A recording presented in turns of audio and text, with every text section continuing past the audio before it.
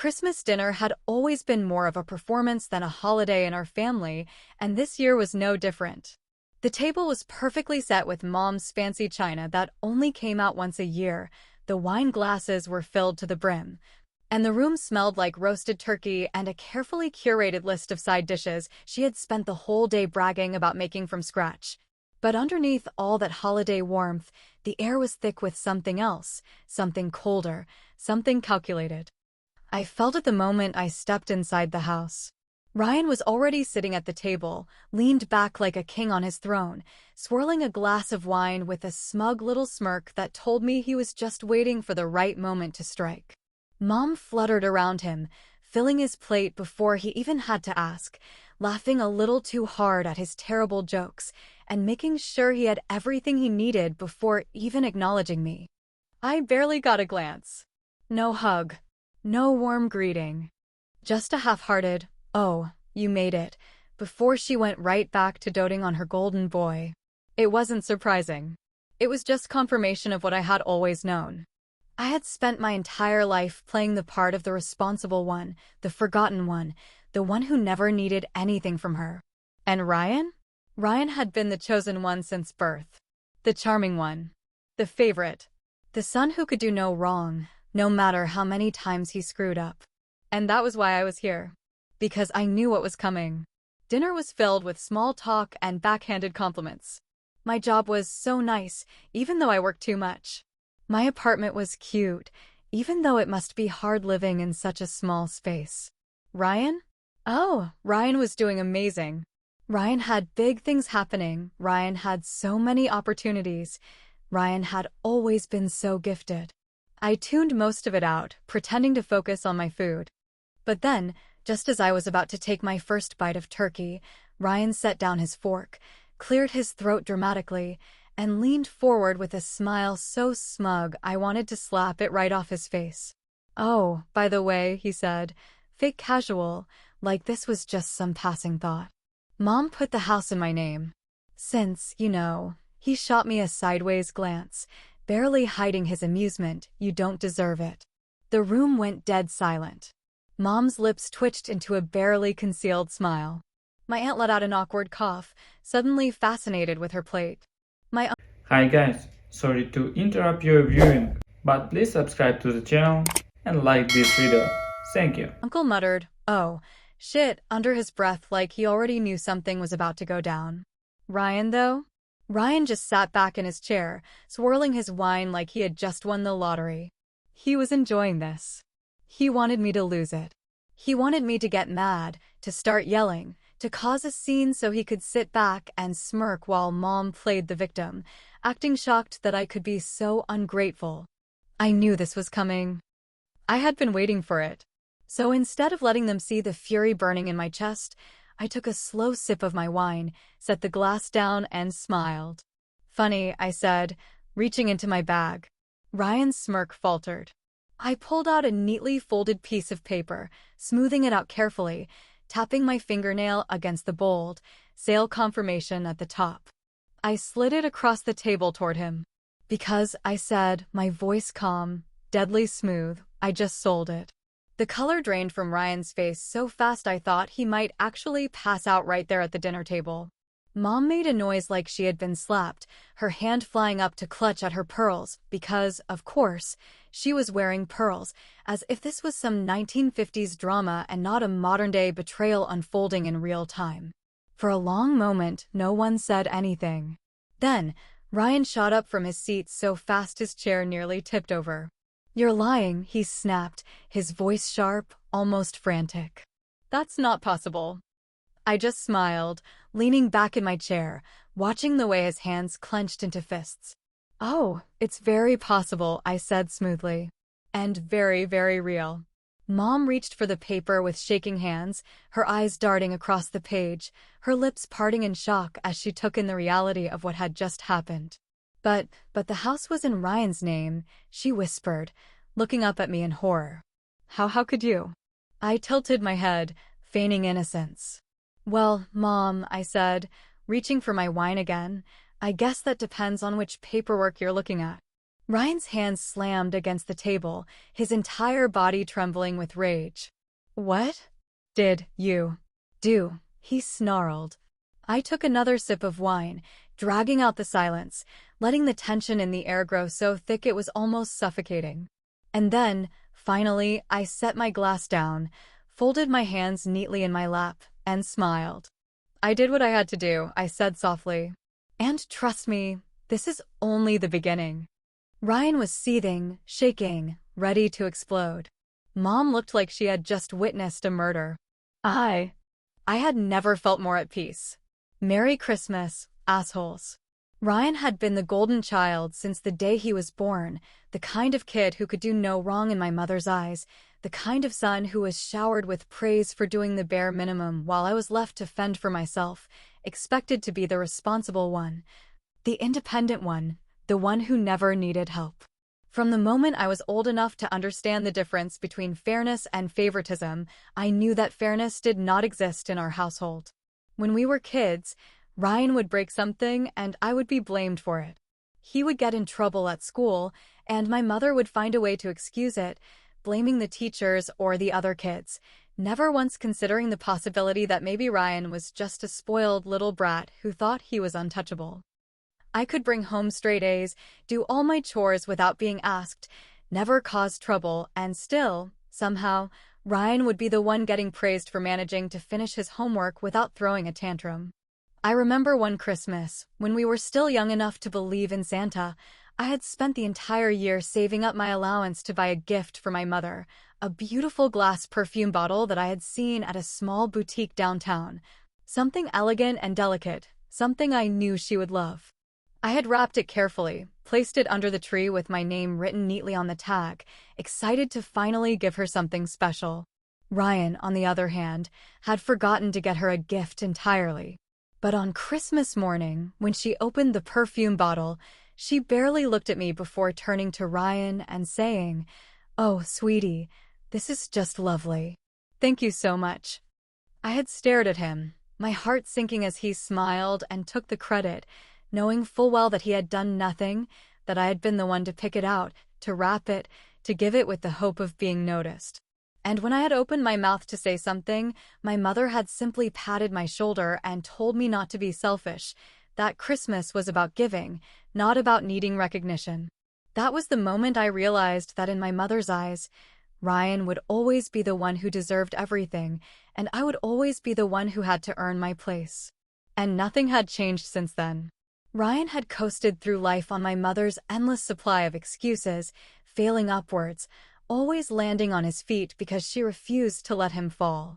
He had never worked a job longer than a few months, had never paid a single bill on time, had never had to face the consequences of his own irresponsibility because Mom was always there to clean up his mess. And that was why I had known, long before Christmas dinner, that this moment was coming.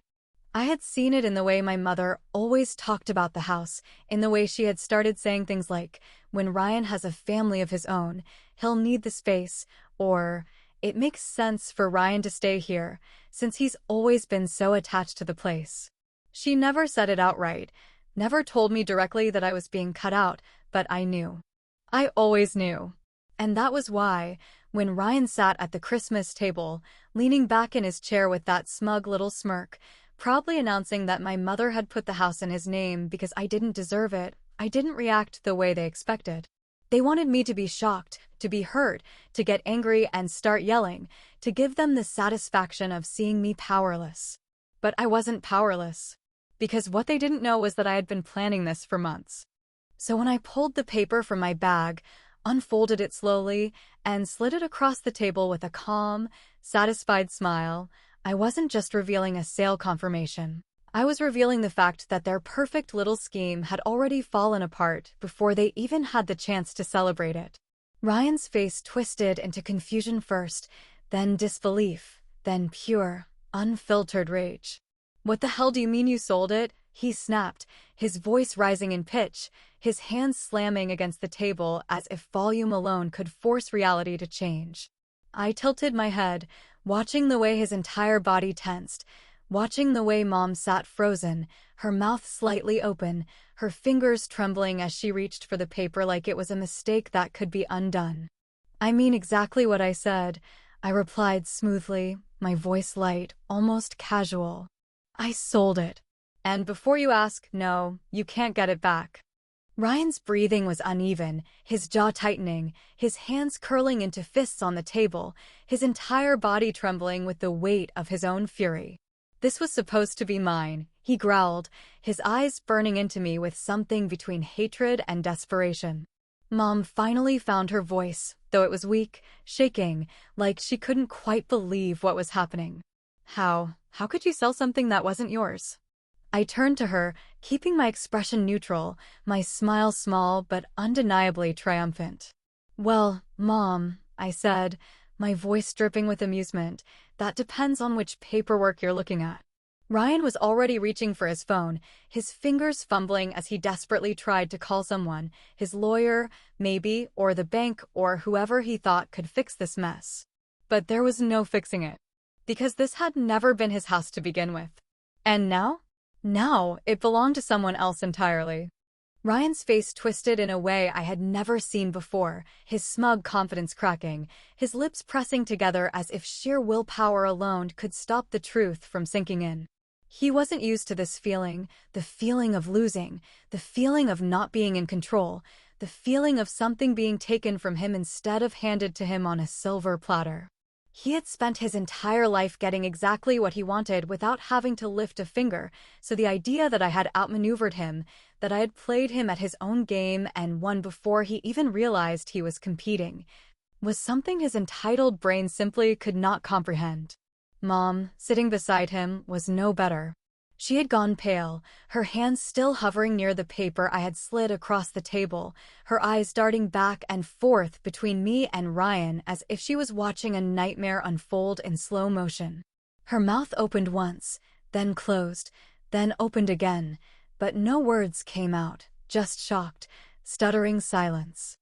Then, finally, Ryan let out a sharp laugh, though it was hollow, forced, laced with just enough desperation to tell me exactly how panicked he truly was. "This is bullshit," he spat, shaking his head as if he could physically reject the reality in front of him. "You're bluffing. You're lying. There's no way in hell you sold the house because it wasn't yours to sell." Mom nodded quickly, grasping onto his words like they were a lifeline. "That's right," she said, straightening in her chair, trying to regain some semblance of control. "I had the house transferred into Ryan's name months ago. There is absolutely no way you had any legal claim to it." I sighed, leaning back slightly, enjoying the moment just a little longer than necessary. This was exactly the reaction I had expected, exactly the script they were supposed to follow, because people like them, people who had spent their whole lives stepping on others without consequence, always assumed they were untouchable, always assumed they were too smart, too clever, too powerful to ever be played. Which was exactly why it was so satisfying to watch the cracks start to form. "Well, Mom," I said, my voice light, almost amused, "I guess that depends on which paperwork you're looking at." Ryan clenched his fists, his breathing uneven now, his carefully constructed composure beginning to slip. "Cut the crap," he snapped, his voice sharp, his knuckles white from how tightly he was gripping the edge of the table. "You're trying to pull some stunt, but it's not gonna work. The house is in my name. Mom signed it over to me. End of story." I tilted my head slightly, letting the silence stretch just a little longer before I finally reached into my bag again and pulled out a second document. This one wasn't sleek or newly printed. This one was old, slightly yellowed, the ink faded, but still clear, still unmistakable. I set it down on the table, right next to the sale confirmation. Ryan's eyes flicked to it, but he didn't touch it, didn't even move to read it. I could see it in his face, the fear, the unwillingness to acknowledge what was right in front of him. Mom, however, wasn't as hesitant. She snatched up the document, her hands shaking slightly as she scanned the words, her expression shifting from confusion to something far worse. It took her a few seconds to find her voice, and when she did, it was quiet, unsteady. "Where did you get this?" she whispered, gripping the paper so tightly I thought she might rip it in half. I smiled, slow and knowing. "I found Dad's original will," I said simply. The impact was immediate. Ryan flinched like I had physically struck him, his head snapping toward Mom so fast I almost expected to hear something crack. His entire body went rigid, his face caught somewhere between disbelief and absolute fury, his jaw tightening as he realized, too late, that I wasn't bluffing. Mom's breathing had turned uneven, her fingers clutching the will like it might somehow rewrite itself if she held on tightly enough. For the first time in my entire life, she looked afraid. "Impossible," she murmured, shaking her head, as if denying it would somehow make it disappear. That will was lost years ago. There's no way you would have let me find it." I interrupted, arching an eyebrow. "Yeah, I figured. That's probably why you hid it so well. But here's the thing, Mom, you weren't as clever as you thought." Ryan finally moved, grabbing the will from her hands and scanning it quickly, his lips pressing into a tight line, his eyes darting across the page like he was hoping to find a loophole, some escape route from the reality settling in around him. I let them sit in their panic for a moment longer before I continued, my voice calm, steady, deadly sharp. "Dad left the house to both of us," I said, watching their reactions carefully. "Not just Ryan. Both. Which means that, legally, Mom never had the right to transfer it to him in the first place." Ryan's breathing grew harsher, his hands tightening around the will like he could crush the truth in his fists. "That's not, oh, and before you say this is fake," I cut in smoothly, "I already had it verified by a lawyer. This is the real deal." Mom let out a sharp breath, her body visibly trembling now, her face deathly pale. "Mom," Ryan said, his voice quiet, dangerous. "Tell me this isn't real." But she didn't answer. Because we all knew the truth now. Mom had hidden the will. She had lied. She had forged new documents to favor Ryan. And now, the house she had fought so hard to steal from me, it was already gone. Ryan's face was frozen in place, his lips pressed into a thin, bloodless line, his hands gripping the edges of the will like he could somehow wring the truth out of the paper itself. Across the table, Mom sat stiff and silent, her fingers twitching slightly, her nails digging into the fabric of the tablecloth like she was trying to anchor herself to reality. I had expected them to react poorly, had expected anger and denial, but seeing the two of them, so pale, so visibly shaken, was more satisfying than I had imagined. For years, I had lived under the weight of their entitlement, had been forced to accept the way my mother dismissed me, the way she always bent over backward to protect Ryan, the way she had spent her entire life making sure he got everything he wanted, even if it meant stealing from me. But now, watching them sit there, struggling to process the fact that their plan had already unraveled before they even got to celebrate their so-called victory, I knew that this moment had been worth every ounce of effort I had put into making it happen. Ryan was the first to break the silence, his voice sharp, edged with something just shy of panic. "This doesn't mean anything," he snapped, tossing the will back onto the table like it burned his hands to hold it. "The house is in my name. I don't care what this stupid piece of paper says. Mom already transferred the property to me. End of discussion." I smiled at that because he was wrong, and he was about to find out just how badly he had underestimated me. "You're right about one thing," I said, leaning back slightly, keeping my voice deliberately casual, letting the tension stretch a little longer before I finally delivered the next blow. "Mom did transfer the property to you. The problem is, she never actually had the legal right to do that." Ryan frowned, but I could see the flicker of doubt flash across his face before he could stop it, could see the way his jaw tightened as his mind scrambled for an argument that would make this go away. Mom, however, wasn't as quick to speak this time. She looked at me, eyes darting nervously between the will and my face, like she already knew what I was about to say and was dreading hearing it aloud. "The thing about fraudulent property transfers," I continued, watching as Ryan's hands clenched into fists, "is that they don't hold up in court. I had a lawyer look into this weeks ago, just a little precautionary measure, since I figured you two were up to something. Turns out, the paperwork Mom filed? Completely invalid."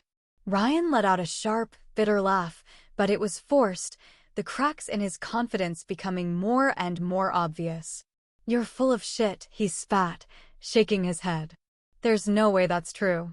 I shrugged, letting the silence sit between us for just a few beats longer than necessary, letting him feel it. "You can call my lawyer if you want," I said smoothly, tilting my head slightly. "Or better yet, call the county office. I'm sure they'd be happy to explain to you exactly why your little ownership claim doesn't mean a damn thing." Mom finally found her voice, but it was weaker than before, almost fragile. "Sarah," she said, her hands trembling slightly as she reached across the table, as if she could physically smooth over the disaster unfolding in front of her. "I was only trying to do what was best for the family. You don't need the house. Ryan has a future here. He's always been meant to stay in the home, to build something with it, to—" I cut her off with a sharp laugh, unable to hold it in any longer. "Oh, Mom," I said, shaking my head, my amusement bleeding into my voice. "You don't get it, do you? The house wasn't yours to give away. You spent all this time plotting behind my back, making deals, manipulating everything to make sure Ryan got what he wanted, but none of it mattered. Because legally, the house was still half mine. Right up until I signed it away." Ryan's expression shifted instantly, his head snapping toward me with so much force I half expected him to give himself whiplash. His entire body tensed, his nostrils flaring, his breath coming quicker now, his fingers gripping the edges of the table so tightly his knuckles went white. "What the hell are you talking about?" he demanded, his voice low, dangerous, laced with pure, undiluted rage. I reached into my bag one last time, pulling out one final document, the one I had been waiting to reveal.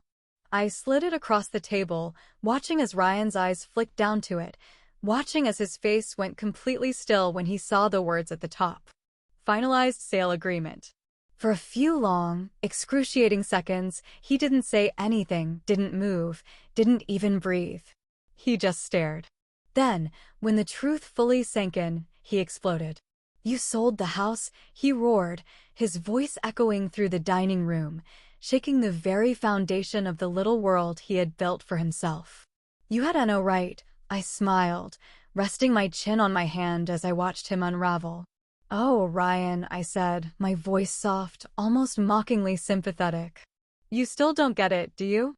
Ryan's breathing was ragged now, his hands trembling as he picked up the document, as if there was some way to change what was already done, as if screaming at it would make the words disappear.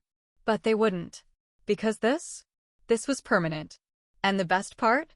He had no idea who I sold it to. Ryan's entire body went rigid, his breathing sharp and uneven, his hands tightening into fists at his sides like he was barely keeping himself from lunging across the table. The paper trembled in his grip, his eyes darting across the words again and again, as if rereading them would somehow make them change, as if sheer willpower could undo what had already been done. "You had no right," he finally spat, his voice raw with rage, his fingers crumpling the edges of the finalized sale agreement as if destroying the paper could erase the truth. "You had absolutely no goddamn right to do this." I didn't flinch at his anger, didn't react to the way his voice had risen to a near shout, didn't let him see how much I was savoring this moment, how much I had been waiting for him to finally understand that he was not the one in control anymore. "You seem upset," I said calmly, tilting my head just slightly, watching as his nostrils flared and his face twisted with fury. "Which is interesting, considering you were completely fine with Mom signing the house over to you without my consent. But when I make a decision about my own property, suddenly I'm the villain." Mom let out a choke sound, somewhere between a gasp and a sob, her hands gripping the edges of the table so tightly her knuckles had turned bone white. She looked smaller than I had ever seen her, her shoulders hunched, her carefully maintained mask of superiority completely shattered.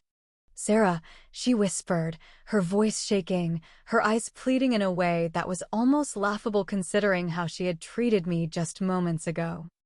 I didn't think it would come to this. I didn't think you'd fight back like this. I was only trying to do what was best for the family." I let out a sharp, humorless laugh, shaking my head at the sheer absurdity of her words. "No, Mom," I said, leaning forward, my voice growing colder. You were trying to do what was best for Ryan. You didn't even consider what was best for me because you never do. You never have. You've spent my entire life making excuses for him, bending over backwards to give him everything, convincing yourself that I'd be fine, that I didn't need help, that I didn't deserve anything because I wasn't the one you cared about. So don't sit there and pretend like you did this for the family, just admit that you did it for him. Her lips pressed together so tightly they went pale, her eyes glistening with unshed tears, but she didn't deny it. She couldn't, because she knew that I was right. Ryan let out a bitter laugh, shaking his head, his fingers raking through his hair as he exhaled sharply through his nose, still too stubborn to accept reality. You think this is over? He snapped, his eyes burning with frustration. You think you won just because you pulled this little stunt? You might have sold the house, but that doesn't mean you actually won. I smiled then, slow and deliberate, because he had no idea what was coming next. Oh, Ryan, I said, my voice light, teasing, watching as his shoulders tensed, as his jaw clenched, as his entire body radiated barely contained fury. You still don't get it, do you? I reached forward, tapping the final line of the document with one neatly manicured fingernail, watching as his gaze followed my movement, as his brows furrowed in confusion, as he finally read the name at the bottom. Then, just like that, his face went completely blank. For the first time since this entire conversation had started, he had nothing to say. His fingers went slack around the paper, his lips parting slightly, his entire body stiffening like he had been physically struck. Mom looked between us, confused at first, then growing more desperate as she saw the way Ryan's face had drained of all color, the way his hands had started to shake. What? She demanded, her voice rising in pitch. What is it?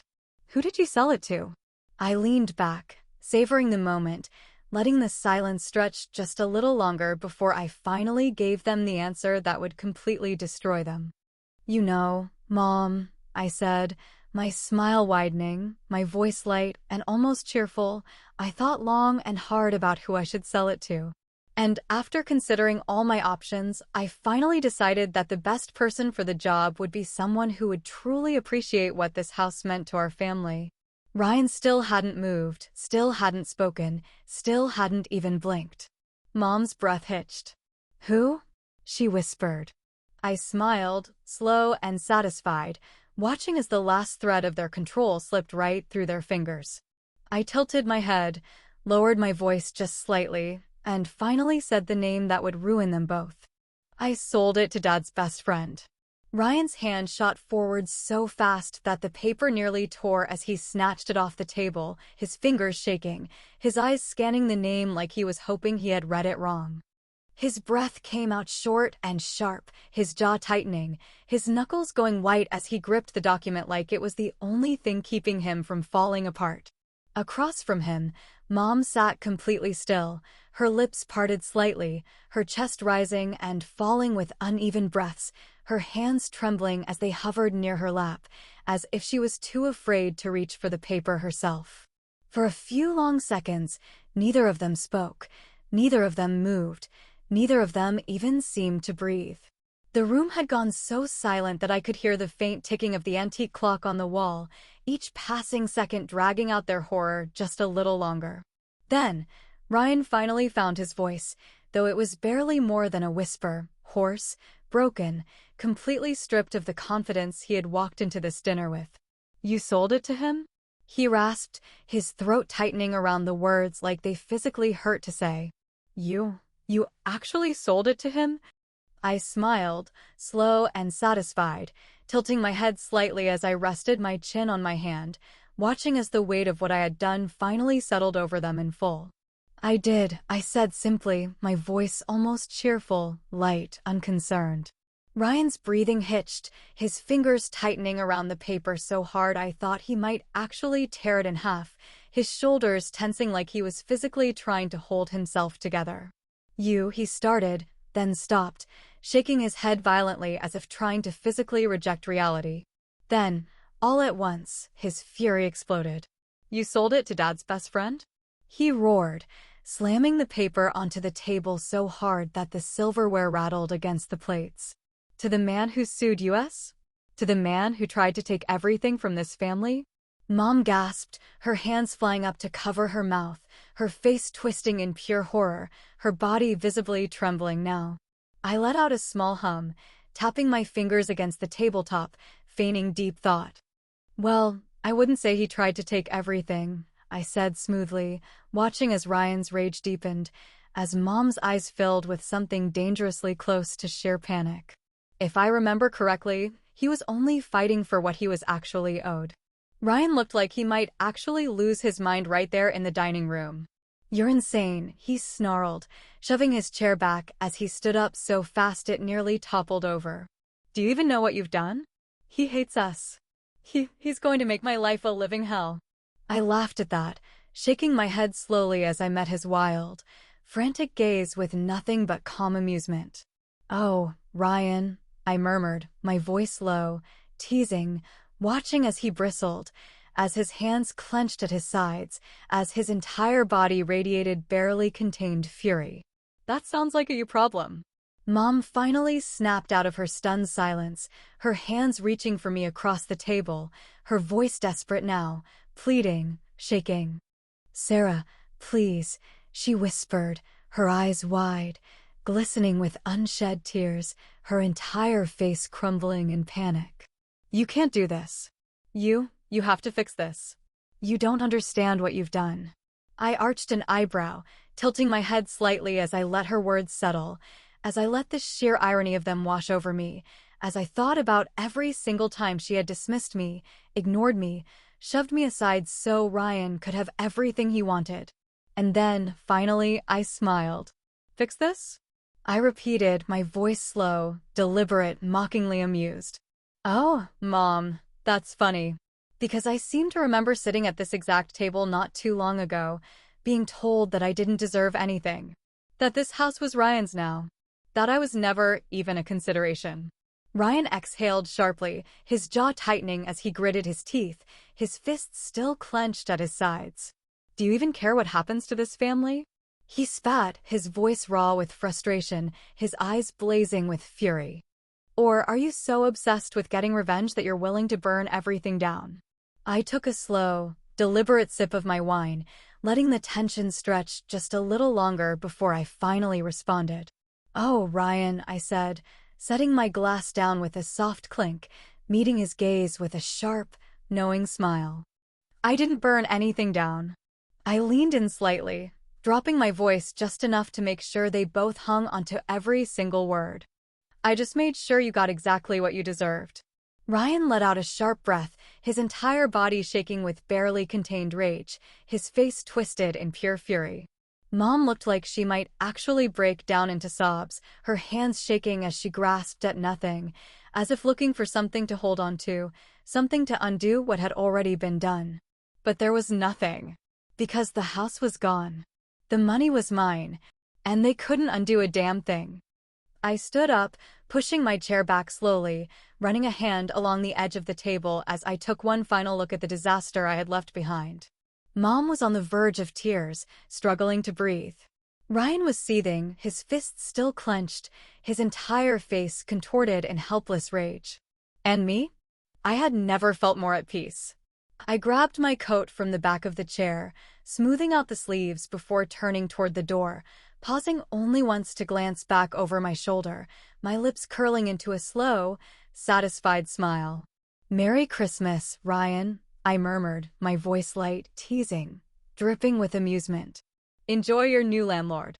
And with that, I walked out, leaving them to drown in the consequences of their own choices.